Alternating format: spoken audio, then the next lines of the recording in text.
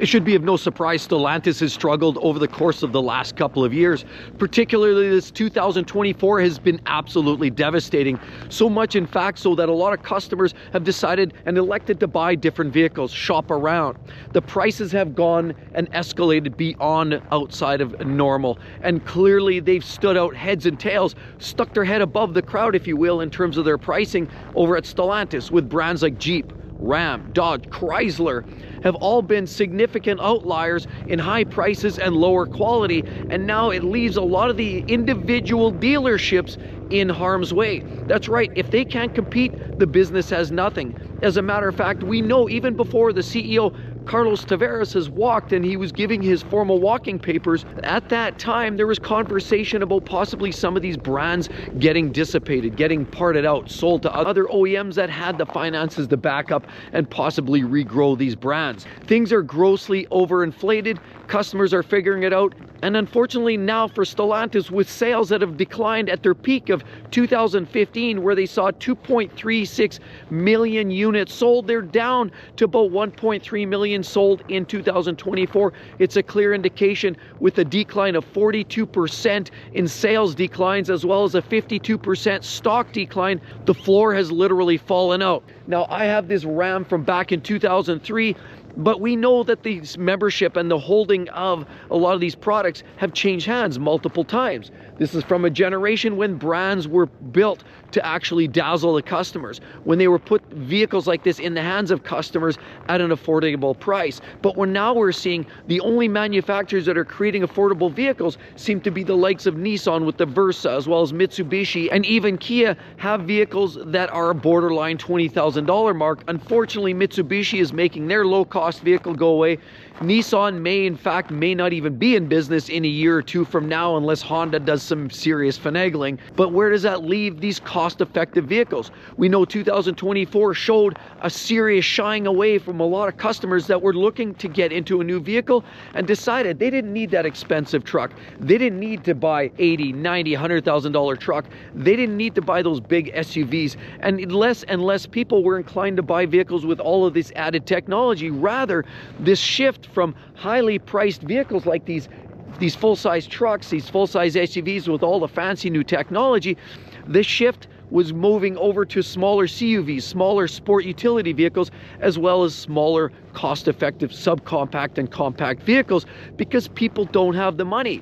And now, instead of people spending as much time up in that $80,000, $90,000 territory, more people were inclined to start stepping into that $20,000, $25,000 vehicles, because that's what people had left over after the cost of living crisis. That's right, people have been struggling with a lot of expensive components.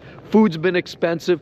We've seen housing prices go through the roof, pardon the pun, and unfortunately now vehicles as well is just more insult to injury. So people are looking for a break, and Stellantis feels in all of their infinite wisdom that they could promote themselves as being a luxury brand, and yet the customers don't see it that way. Now, sadly, this puts the dealers themselves right in the middle of the mix. If they can't sell vehicles, what do these individual franchise dealers have to do for future business? Not much at this point. So FCA's total decline in 2024 alone represented about a 15% loss just in 2024, a clear indication that people were getting done with it. But this was after the company has already seen some major drop-offs. We're also seeing Jeep losing ground every single year in the last 6 years, as well as vehicles like the Ram, sadly, is a real staple in the pickup truck barnyard. Unfortunately, these vehicles too have gone off the roof 3 years in a row. And the only reason they're even selling at all is because they're heavily incentivized. And by the latter half of 2024, Stellantis was throwing all kinds of aggressive incentives, 20, 30, 35, 40% off on some pickup trucks in some marketplaces. Rams weren't selling very well either, and Jeeps were the literal biggest losers for Stellantis as a brand. Chrysler didn't do well, and neither did Dodge. Dodge also saw some big losers, of course, with their smaller SUVs like the Stinger, which is basically an Alfa Romeo, did not sell particularly well either. Neither did the Durango, and on top of it, you had all this pushback from the UAW workers as Stellantis was looking for other cost-cutting measures, including moving the manufacturing of the Dodge Durango over across the border to Canada just to save a few dollars, as the workers there are paid less money. And you can directly tie the relationship between new car sales and the age of vehicles on the road today. Did you know, scale back 10 years ago, a lot of these vehicles were relatively affordable, and brand new vehicle sales were up. People would tend to buy them because they could afford them. So what you found was the average vehicle on the road about 10 years ago was about 8 years of age. Now, fast forward to 2025, and we're finding vehicles now, the average is about 12 and a half years of age on the road. That's right. Even older vehicles like my 2003 Ram here are a specialty. Now you're finding more of these older trucks like this on the road. People are electing to do brake jobs. People are putting new tires on, replacing the exhaust system, rebuilding the front end. If the engine goes, they're often replacing engine parts, maybe a new starter, water pump, even a little bit of rust. People don't mind, you know, doing a little rust repair, putting a new bumper on. You know what, just fix what they've got, and keeping that vehicle on the road a lot longer means that people are just looking for more frugal ways to keep themselves driving down the road. Instead of spending that $90,000 for a new pickup truck, a new Ram, rather, why not just fix what you've got? Even if you blow an engine and you've got to put another $8,000 into it, maybe you get another 250, 300,000 kilometers out of it. That's what people are doing now, and that's why the average vehicle on the road is getting older. People are keeping them on the road longer, and it just makes a lot more sense financially. But Stellantis hasn't figured that out. While there's vendors and manufacturers like Mitsubishi and Nissan that are creating cheaper vehicles, the likes of Stellantis with all of their vehicles, whether they're European, from Alfa Romeo, Maserati, and the likes, a lot of those tend to be a little bit more expensive by the time you bring them overseas. The fact remains the North American vehicles, Jeep, Ram, Chrysler, and Dodge, are the vehicles that are the biggest and hardest hit, because the American buyers just can't come up with paying the $80,000, $90,000, or $100,000 for a pickup truck. It just doesn't make sense. And they're doing it at a time during the cost of living crisis. And unfortunately, again, the dealers get caught up in the middle. What does that do? Ultimately smacks down trust. Customers don't trust the dealers don't even trust the manufacturers, and everybody distrusts each other. And what is that a recipe for? Absolute disaster. That's why manufacturers like Toyota have a high level of trust. Their customers keep coming back, and their sales are doing just fine. All cannot be said for the same thing with Stellantis. Their customers don't trust them, and the dealers don't trust the OEM, and the manufacturer doesn't trust a lot of the workers putting their products together. Hence, Stellantis is in a world of hurt. One of the worst things for a manufacturer is that they don't have the trust of the buyers. They don't have the trust of the buyers. Buyers don't walk in the door. But that's quite often easy to rework. You know, come show a little more trust, a little more good faith, do the right thing by the customer, and you can get a lot of customers back in the door.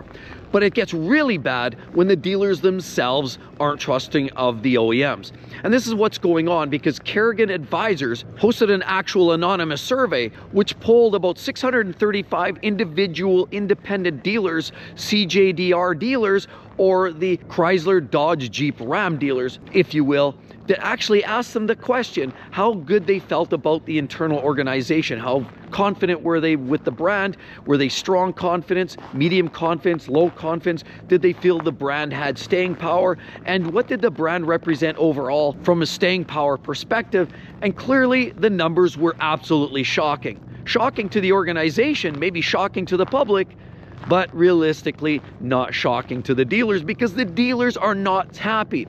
And we've heard this going on for time and time again, and where the dealers themselves were bickering, asking, pleading, begging the OEMs to help them out. And a lot of that help might come in the way of dropping drastically MSRP prices, drastically supporting with pushing product lines out, creating more innovative products that are easier to sell. But instead, rather, they were getting rid of a lot of their bread and butter.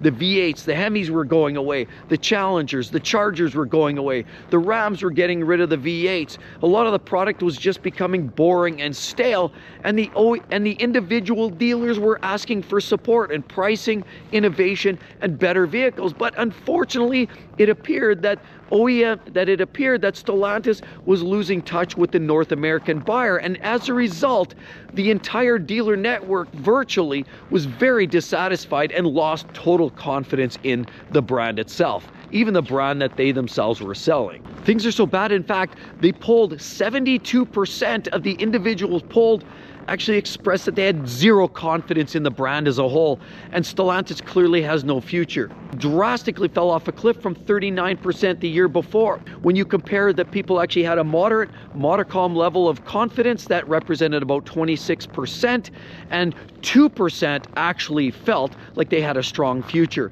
So clearly the heavy swing the wrong direction, to a place where the individual dealers hate the brand, they don't have confidence. The car, truck, and SUV buyers out there have no confidence in the brand. The innovation, the quality, and the pricing all just pushed customers out the door. So it should be of no surprise when Stellantis looks at the numbers and realizes that they're seeing the charts and the graphs and all of the numbers that show that these vehicles have lost sales drastically over the course of the last 5 to 10 years. Things have gone off a literal cliff, and the focus has been in the wrong place. Escalating prices, reducing quality. That's not what the doctor ordered, and unfortunately, this is where Stellantis is headed. The dealers and the buyers both lost full confidence in Stellantis. So the big cheese over at Ferrari, who stepped in temporarily to look over and oversee the advancements since we lost the CEO of Stellantis, he stepped in and said, you know what? CDJR, we look like they have a positive future. It looks to be a winning proposition coming up in the near future. But unless something drastically changes, we just don't see that. They're evolving their trucks into a Turbo 6. They're putting electrified drivetrains in their trucks. A lot of North American buyers just aren't looking for that. They're promising to electrify their Challengers and Chargers, and we already know that's not their bread and butter, but they're proceeding with it anyway. A lot of their other vehicles, like Maserati, are not selling, and even the Alfa Romeos are the only vehicles that are putting some numbers down. Fiat has actually had some success, but mostly due to European sales.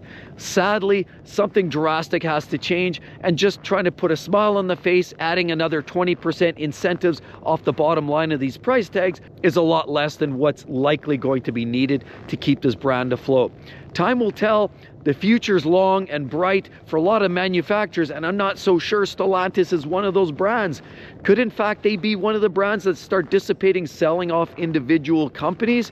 The way things are headed, we're hearing all kinds of catastrophic news for Volkswagen, Nissan, and of course Stellantis has made front page news. Ford's not doing so well either. Even though a lot of their sales are up, a lot of their trust has been built because of their evolving into the EV market and the fact that they provided cheap trucks like the Maverick at a time when full-size pickup trucks were cost ineffective.